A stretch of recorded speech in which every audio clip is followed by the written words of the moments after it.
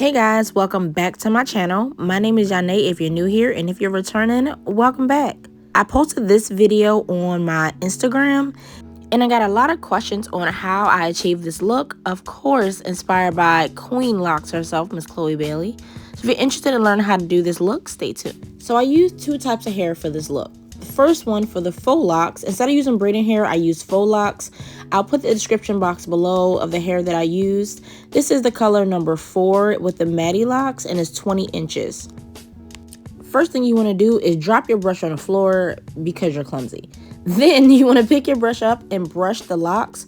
What this does is get rid of some of that synthetic shininess. My hair is 4C and super matte, so I don't like the locks to be super shiny, and this is what brushing does. You can also use powder to kind of get that shine out. The other hair I use to get the curls is the free tress water wave hair. I took one of my braids down to show you how I did it.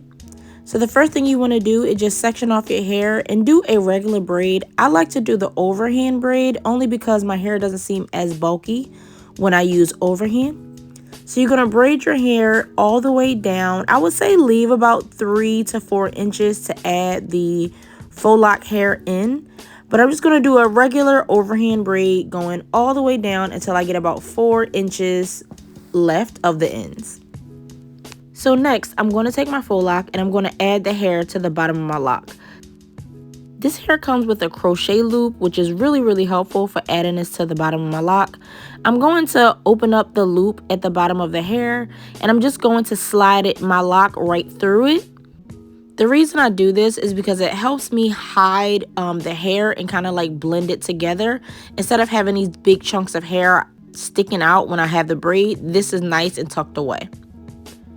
So I'm going to slide it up my lock, and then I'm going to continue braiding over to kind of like lock that in so that it won't slip. So I'm going to go and do that again. I'm going to go attach it to the bottom of my lock by sliding my lock through the same way someone would do if they were crocheting. And I'm going to slide that a little bit up the braid and start braiding down just to lock that in so that it won't slip out. I hope I'm kind of explaining it the right way.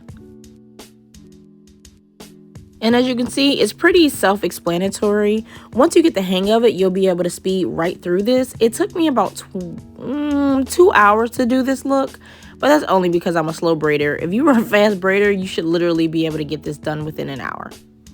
Just be careful not to make this area too bulky, and to remember to slide your hands down as you braid so you won't get a big bulkiness. So next, I'm going to take that free tress hair and I'm going to add that curl right in through the regular feed-in method.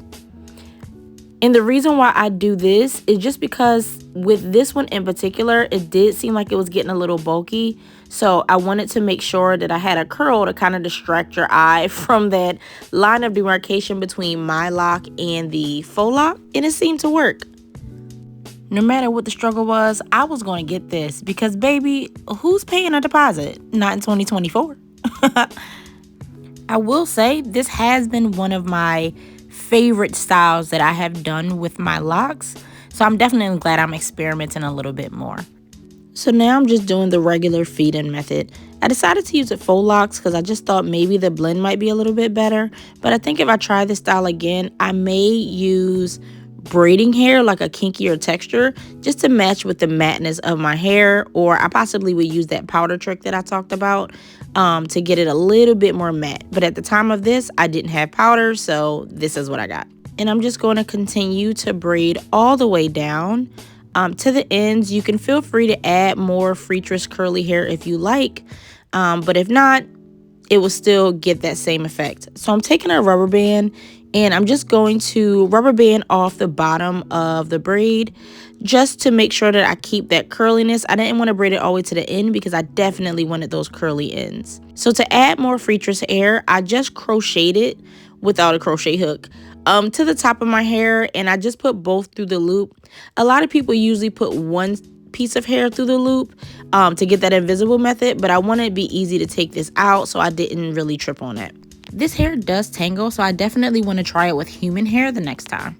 If you have any of your hair that sticks out, you can either tuck it, or if you're comfortable using a rubber band, just use a rubber band I just put one loop through the rubber band and I put it around.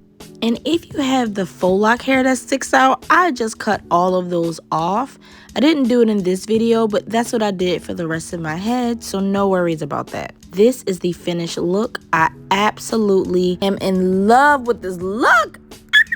All in all, I give this look 2 scores, a 10 because of the aesthetic is on point, but a 7 out of 10 because of the hair maintenance. I hope this helped. Please let me know in the comments if you try this, and I'll see y'all in the next video.